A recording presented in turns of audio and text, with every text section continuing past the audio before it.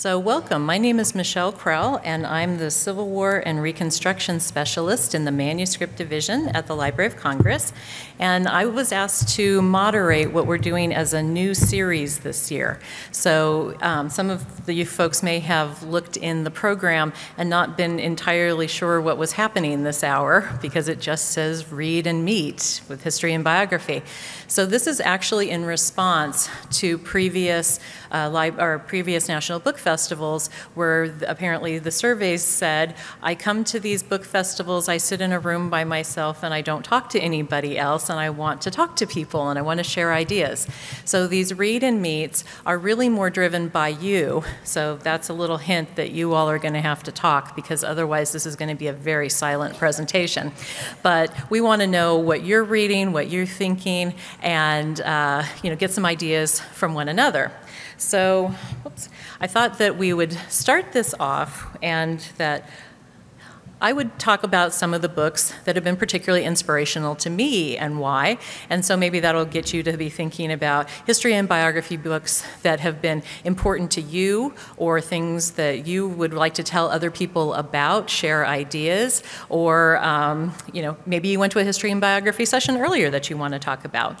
So for me, my entire career trajectory started because of this book, Meet Mr. Lincoln by Barbara Carey in 1965. So my parents gave me this book when I was a kid, and I read it obsessively, and it developed my love of Abraham Lincoln and the Civil War. And now, X number of years later, that's what I do every day at the Library of Congress.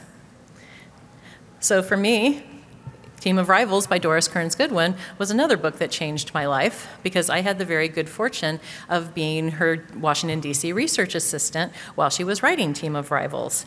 So I got to spend my day at the Library of Congress going through various manuscript collections and other resources at the library. So I spent my days with Abraham Lincoln and members of his cabinet and inner circle and their papers, and was introduced to a host of fascinating figures, including Commissioner of Public Buildings Benjamin Brown French. Did anybody go to Joanne Freeman's talk earlier today? Okay, at least one person. So if you had a chance to listen to Joanne's talk, she talked a lot about Benjamin Brown French, who she refers to as the Forrest Gump of sort of DC history, because he always seemed to be around when something was happening. And somebody has a duel over here and he's there, and something happens there and he's over there. Well, he sort of is, but the thing that's amazing about him is he wrote a record of it, and he's got 11 volumes of diaries that are in the Library of Congress in the Manuscript Division. So, but also with this book for me, not only was it employment and it was spending time with Lincoln, it was focusing on Lincoln's political genius. It was a compelling way to think about Lincoln in his evolution of his thinking and his ability to navigate among difficult times and very challenging political associates. So, and again, for me, I was working on at the Library of Congress for Miss Goodwin, and that allowed me to get to know some of the incomparable resources that the library has for the Civil War period, and this is something that I use every day in my job. So for me, this was a book that not only was important in my life in terms of intellectual and professional development, but also very personal too. So again, you can kind of see a theme going through my books, I guess. For me, research materials and reference books are also very important, and this is my essential go-to book for Abraham Lincoln and how not just what he wrote, but how he wrote it. So this is Lincoln's Sword, The Presidency and the Power of Words by Doug Wilson. And it examines not only what Lincoln wrote in some of his most important documents, but how he wrote it. And this is actually my favorite example that is included, and it's what Doug refers to as the Battle of the Commas. And you can see Abraham Lincoln sort of good-naturedly battling with the public printer at the brand new government printing office in terms of where commas go and where they don't.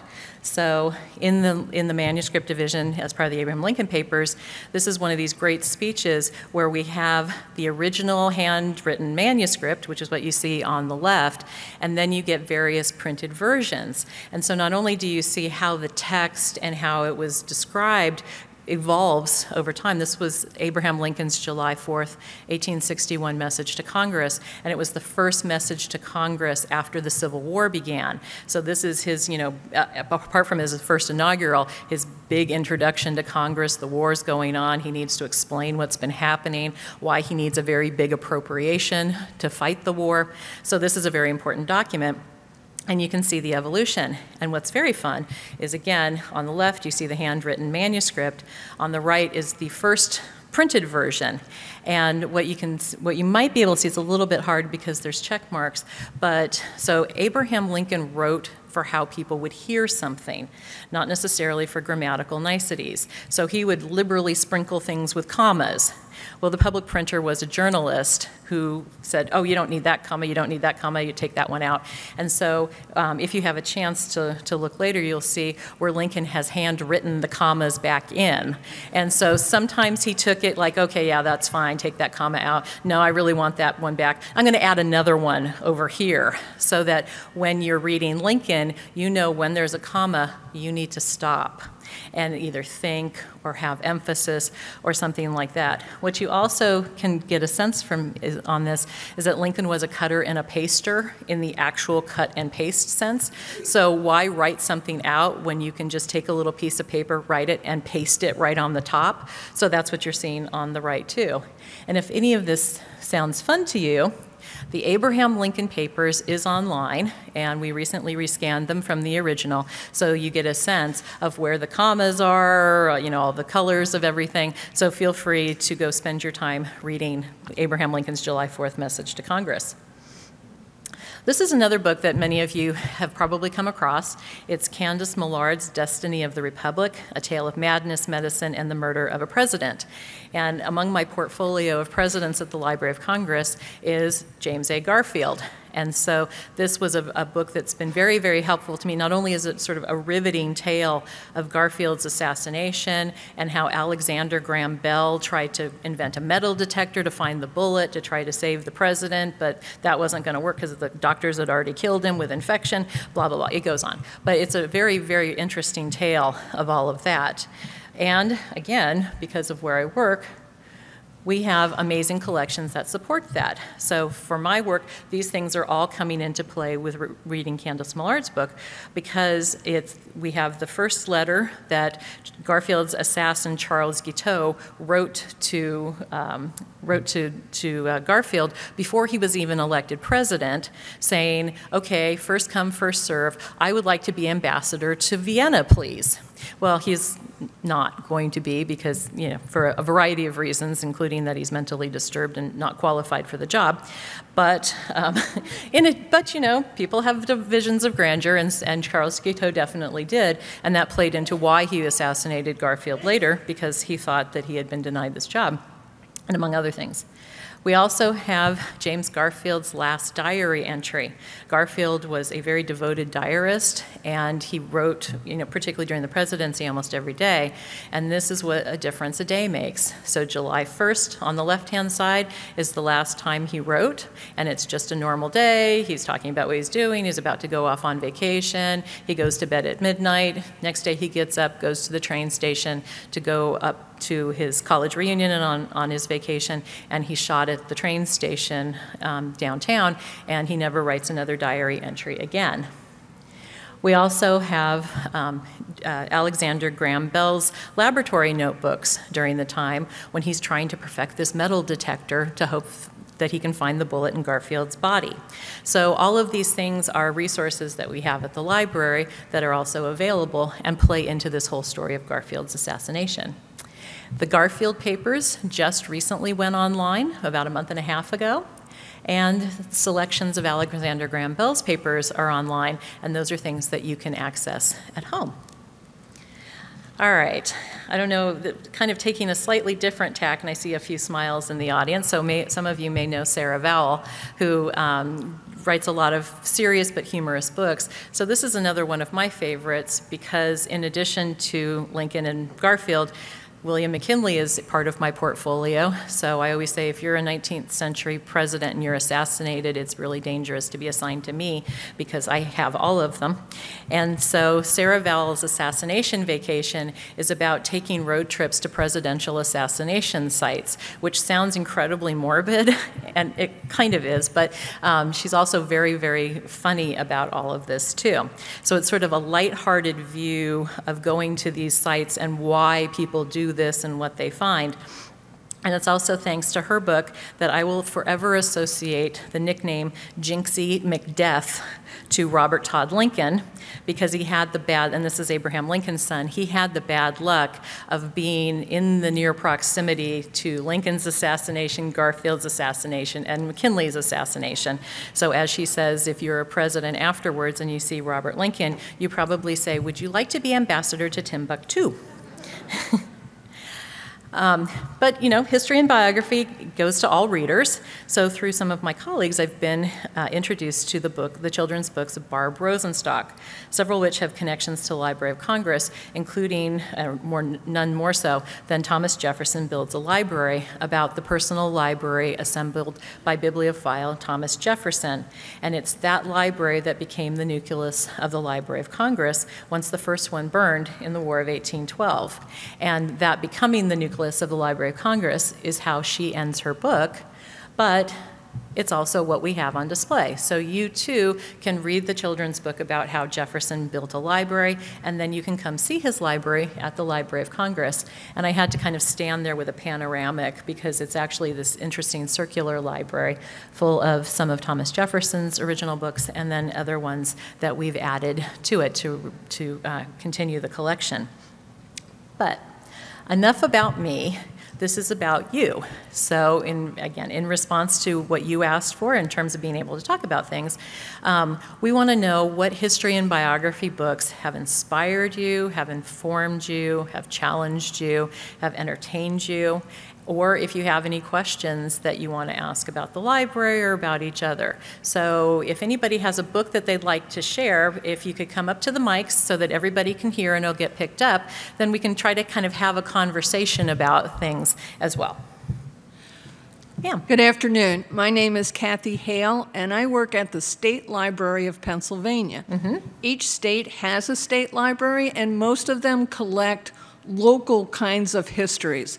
And there are a lot of crazy people out there that people have written local histories about, that many state libraries collect those kinds of materials. So you can find out about your own backyard by going to your state and local library in order to find out people who lived near where you have lived.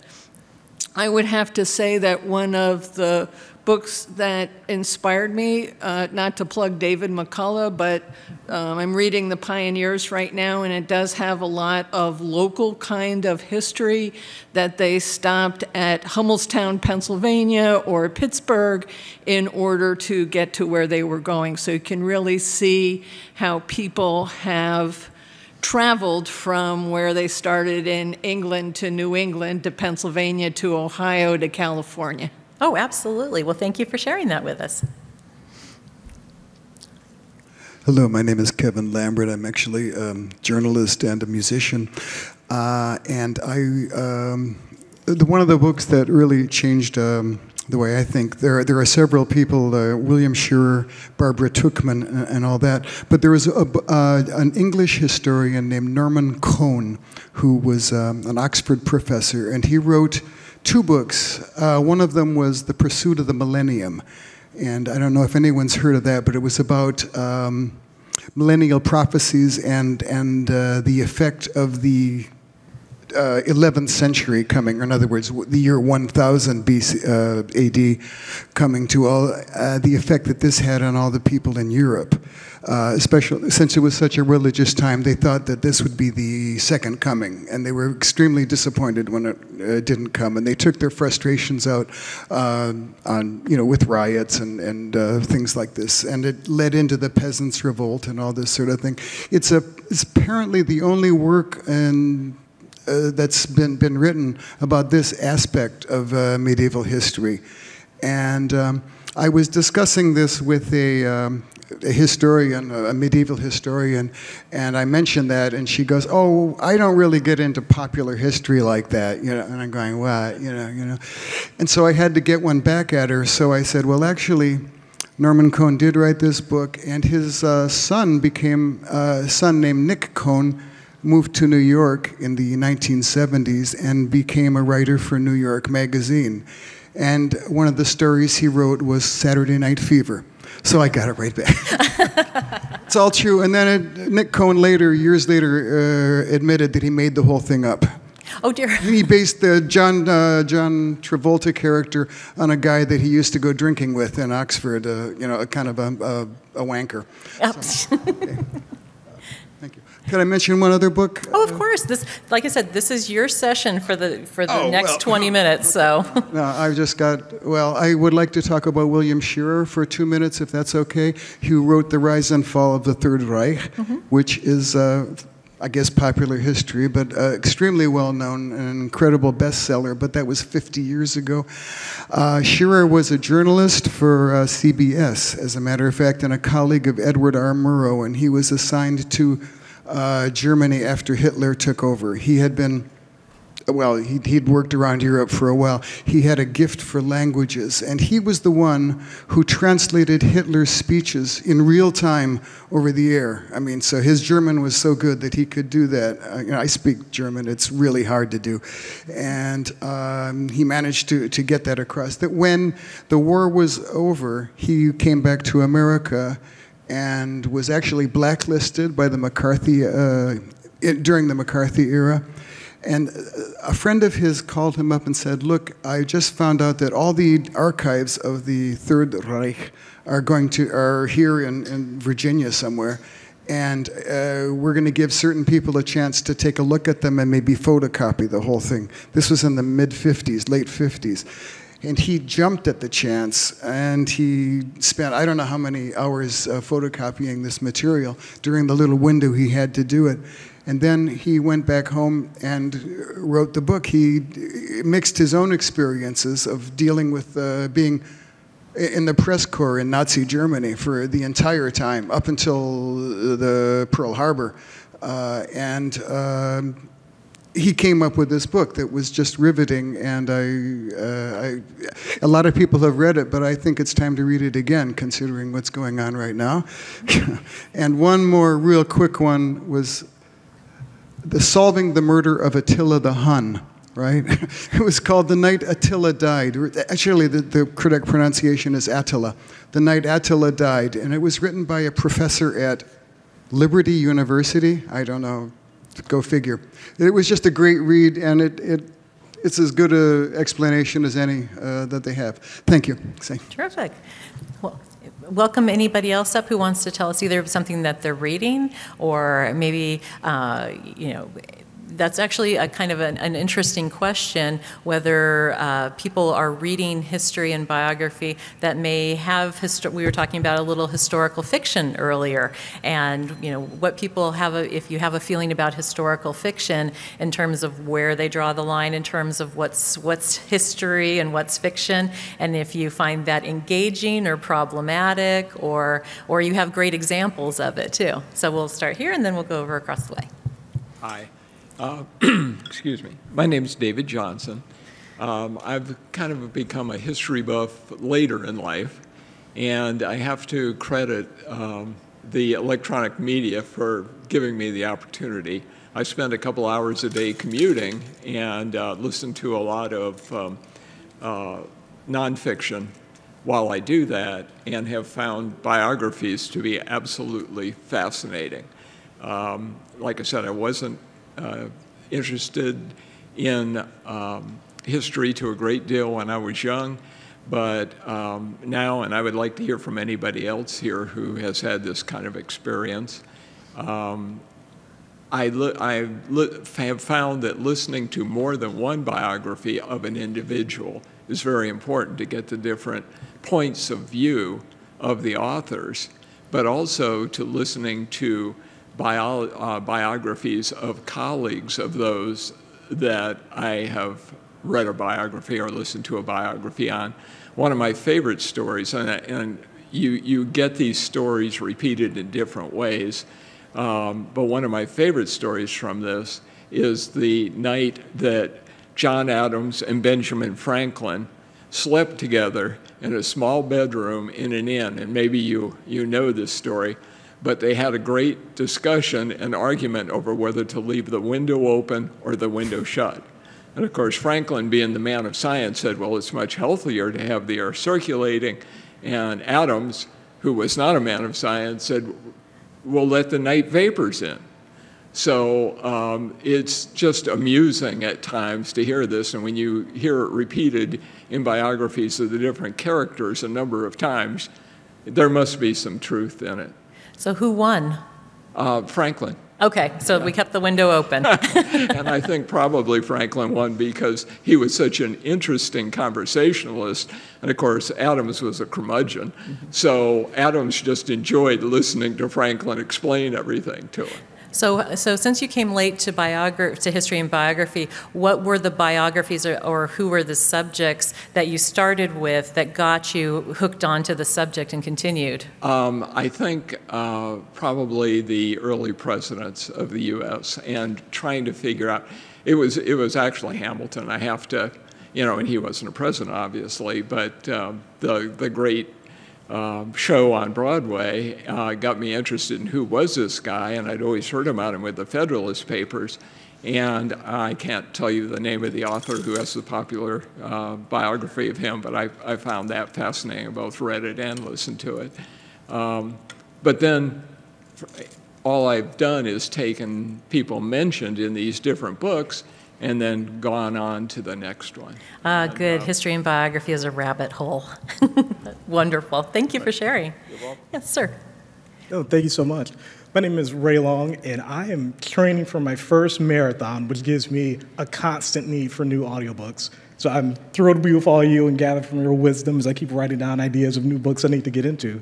I wrote down 5 quick ones that I've gone through recently that I figured I'd share that touched me particularly. The first was The Restless Wave, the final book by Senator John McCain. Second is Can't Hurt Me by David Goggins, a former Navy SEAL. If anybody is really pushing themselves through something or going through challenges, I think that's a great book. A third that I'm going through right now that I'm so bummed is coming to an end is Destiny and Power. Great account by John Meacham of the life and times of George Herbert Walker Bush. A wonderful book. And audiobooks has given me the chance to really revisit some of my older books and re-engage with them a second time. 2 of those briefly. One was Endurance by Alfred Lansing. Alfred Lansing's account of the doomed expedition of Ernest Shackleton in the Antarctic about 100 years ago. And a second, which I swear I wrote down before this session started, is, of course, Destiny and the Republic. Yay! If you all have never read it, it is one of my favorite books. Please check it out. Destiny of the Republic by Candace Millard. It's the one about Garfield's assassination, and it weaves in not only sort of Garfield's history and but also the history of his assassin, but also the medical story too. So if you're maybe not interested, not a purist about the history part of it or the politics, it's a fascinating story of the medical aspect of the story, that the doctors who had introduced infection into Garfield, but also Alexander Graham Bell's attempt to try to use science to cure him on another way too. So, thanks. Yes.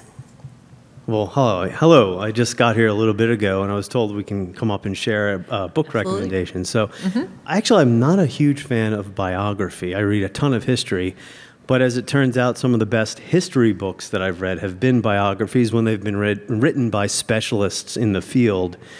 They're less prone to making errors of interpretation. They understand the context, and they're not just kind of parachuting in on a subject and moving on to their next biography subject. So I'll give 2 that were just utterly superb for their scholarship. Ian Kershaw's 2-volume biography of Hitler, and Stephen Kotkin's In Progress 3-volume biography of Stalin. He's written the first 2 volumes. The 3rd volume is to come.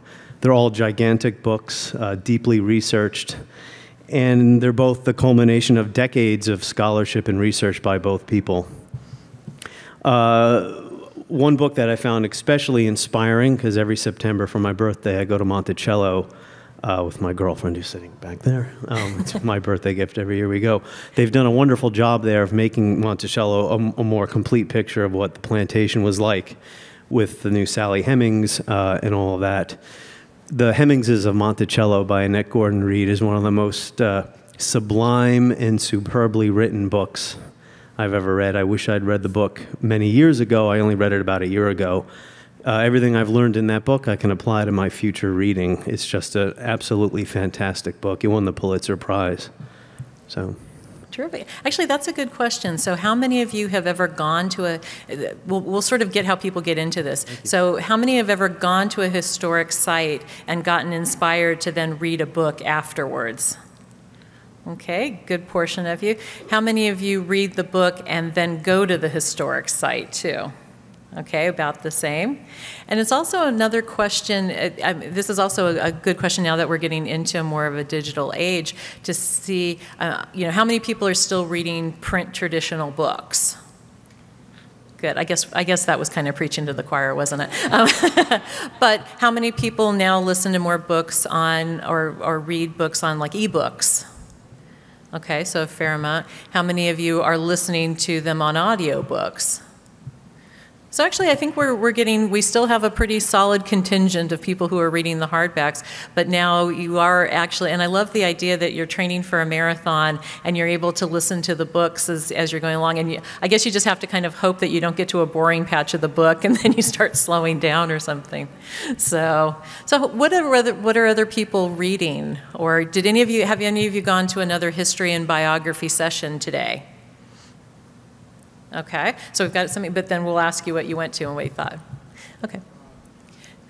You were talking earlier about, to go back to the other subject you mentioned about novelists who use history to create historical novels. I have found one of the, and maybe he's kind of fallen out of favor, or maybe not so much in favor anymore, was a writer named Gore Vidal, who wrote several, I just think are tremendous novels. Like his Burr, his novel about Lincoln, and also reached back to the ancient world also to write a tremendous novel about the Emperor Julian called Julian the Apostate Emperor. I reread those books every couple of years because they're just, I think they were just wonderful, awesome books. Also, the other gentleman was talking about Joseph Stalin.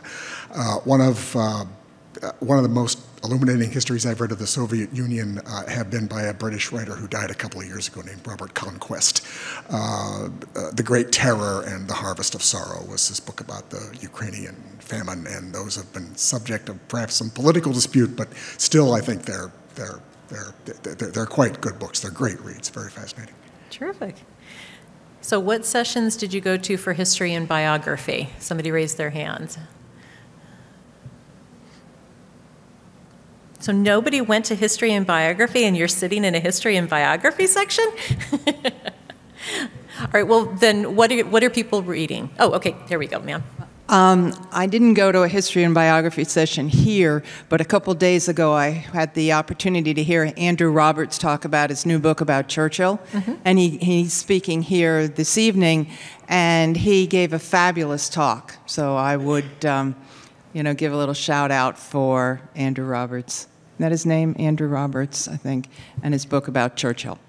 Well, and if he hasn't spoken yet, then that's a good introduction for everybody else. If you're interested in Churchill, then we have something. It's like 6 o'clock tonight. All right, so check the schedule, and you still have time to go make that. Yes, ma'am. Hello, my name's Adie Miller. I'm from New Jersey, and that's applicable because thank you for reminding me about Assassination Vacation, because that's like one of my favorite books. But there's a funny story about that. Basically, that was the first audiobook that I ever got from my local library, and it got me through a very boring summer job. So thank you for bringing back those memories. But I wanted to try and break the mold of what we're talking about with history. Sure, please. I want to recommend it's a really thick book. It's called The Big Payback by Dan Charnas, and it's a history of the business of hip hop. So, yeah. And there is like a connection. It opens with like talking about Alexander Hamilton. So yeah, but like give it a read. And now he's like a food writer, so it's like completely unrelated to the rest of his work. But yeah, I had to read it for a class, but it was like really cool. Well, but that's the thing. With history and biography, people think so, and the political and the historic, the kind of traditional historical are wonderful. But as I used to try to, when I was a teacher, I used to try to tell my students, history is a very broad tent, and so is biography. And so I would say, sports has a history, and there's fashion history, and there's political, and there's this. And so, what you're reading about history, it can go a whole lot of subjects. So if you're talking about the business of hip hop, then that's completely part of popular culture and the history of music and entertainment too. So, well, thank you, and I'm glad that you had Assassination Vacation. I'll just say that the first time, I guess it was the first time I read it, it was my Metro reading, and I was trying very hard not to laugh out loud on the train, and particularly because people were sleeping around me, but we tried. Thank you. Thank you.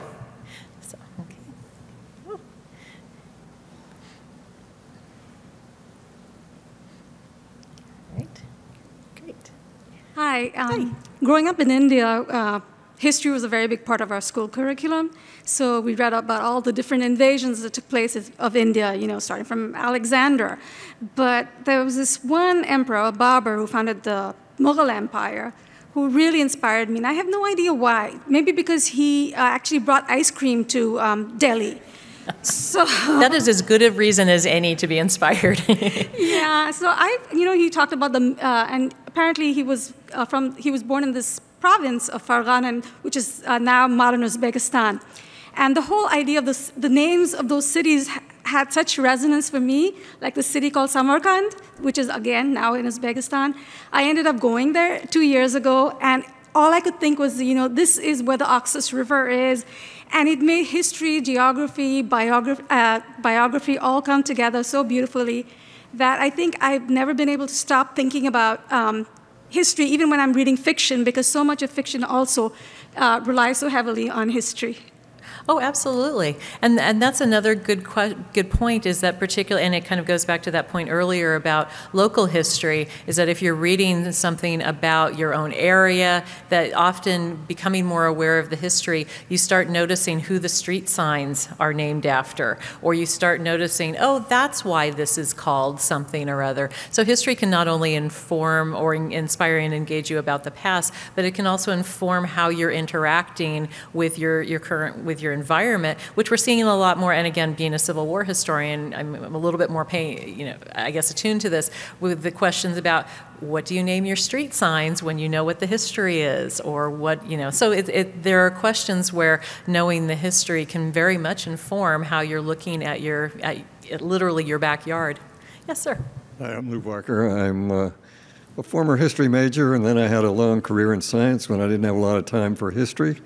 But now I have a lot of elective time, and I'm getting into it and totally immersing myself. I have a number of favorite authors. One of the things I read recently is that there are a number of historians who come from a journalism background, and so they're more readable. And John Meacham is an example, Rick Atkinson is an example, there are a number of examples. Anyway, right now I am in the middle of book 4 of Robert Caro's Lyndon Johnson series, which requires a lot of electric time. But it's absolutely amazing. I'm endlessly impressed by the biographies I've read in terms of the amount of detail. I don't know how these people got all this. It's almost like they were always a fly on the wall, which I don't think is true, obviously. But Caro's pretty remarkable. He's been on TV and radio, whatnot, recently, talking about his writing style, which he published, and first thing everybody asks him, when are you going to finish book 5? And everybody's very nervous because he's about the same age as I am, and I'm not sure how long he's going to last, but I definitely hope he's going to finish book 5. Most recently, I heard him say he's about a third of the way through it. So if anybody wants to read in-depth biography, Robert Caro Lyndon Johnson series is a great example. Absolutely, and that's an example of where somebody is spending more time essentially on studying the person than the person was actually alive, or but just the amount of detail that they're going into is phenomenal. So what are the people reading? Any historical fiction that you're reading, or any particular biographical subjects that are making you think, or? And I'm not. Let's see, I think we've got somebody comment. Terrific. Okay. I just wanted to talk about a couple of historical fictions that affected me as born in Massachusetts. I'm currently in education in the state of Indiana, and every fourth grader gets state history. And I found out about a book called about the Mayflower called Mayflower. I don't remember the author's name, but I'm sure it's easy to find. I read that book, and of course, they had the place names. They bought a horse in Falmouth, and they did this here, and they did this there, and those were familiar towns to me. And I also learned about the fact that the Pilgrims got off in the tip of Cape Cod, and all the women wanted to do was wash. And they arrived on a Sunday, and of course they couldn't do it that day, but the next day was Monday, and they went and found a pond, and they washed their clothes in the pond. And thereafter, Laundry Day was always on Monday in New England. And this rang true because my mother talked about my grandmother doing laundry on Mondays, and she never visited with her neighbor friends because they were all doing laundry. And I was just struck by that. I also noticed that because I was reading this history of my own state, my home state, that I never had in any grade any state history.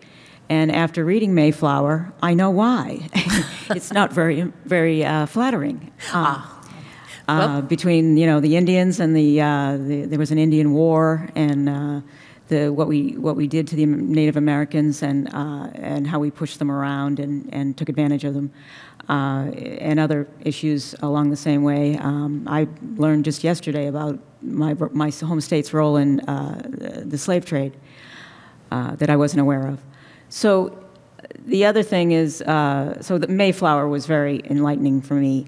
The other historical kind of thing that happened is that I was born in the city of Lowell, Massachusetts, which was set up during the Industrial Revolution in a very unique way. The companies that wanted to use that, build textile mills in that town and build canals to power the mills, actually recruited women from farms all over New England to come and live in dormitories with matrons and work in the textile mills exclusively. This not only funded the farms that were struggling back home, but it also created a unique all-female society, and they wrote poems and published writings, and their writings are called the Lowell Offering, because that was, I think, the newsletter that they put them in. So we have that, and we also have the tradition of women working in factories, which one of my grandmothers worked in a factory, and she was a working woman before there was a term called the working mother. Right. And I'm afraid I'm going to have to cut you off because we only have 1 minute left. And so I wanted to be able to share with everybody how you can look at some of our Library of Congress things. But I'd be happy to continue the conversation outside, or if anybody else wants to, continue to talk about the history and biography. But since we've got everybody, I wanted to make sure that people in the audience, since you're interested in this subject, and if you wanted to do a little bit more study on your own or participate with the Library of Congress, that we have resources for you in addition to just coming to the library to be able to use our books. That one thing that we're working on right now is we've got a crowdsourcing initiative, a project called the By the People, and we are asking the public to go online, and it's a very easy thing to do, and help us transcribe historic documents. So we've currently got several suffrage collections up, we have some Civil War, more things are coming, and we're particularly anxious for people who have cursive handwriting skills to be able to help us transcribe these, because we're hearing so many students aren't learning cursive handwriting anymore. So if you're interested in finding out how this works, it's on crowd.loc.gov, or if you kind of want to follow me downstairs, we actually have a transcription cafe going on, so we can show you the software, you can try your hand at transcribing. We want to make sure that you know that if you have questions about the library, if you are looking for sources for things or want to find more resources, we always have Ask a Librarian. And when you go onto our homepage at loc.gov, that there is the Ask a Librarian right there. You click on it. If you happen to know what area of the library you're interested, you can target it there. But if you don't, just ask a question and it'll get routed to the correct person so that we can answer your questions. Oops, that was my own thing to make sure I was on time. If you're ready to explore our website, loc.gov, on the homepage, there's the library catalog that'll help you find if we have a book that you're interested. Digital collections will show you what things that we've gotten online from all sorts of subject and type of material area. And the researchers page will give you more information about how to come to the library and be a researcher, because we're not just for Congress, we are for everybody. If you want to come visit the library in person, again, you can go to our website. You can click under Plan for your visit, so you'll know the hours, what exhibits we have open, all sorts of things that way.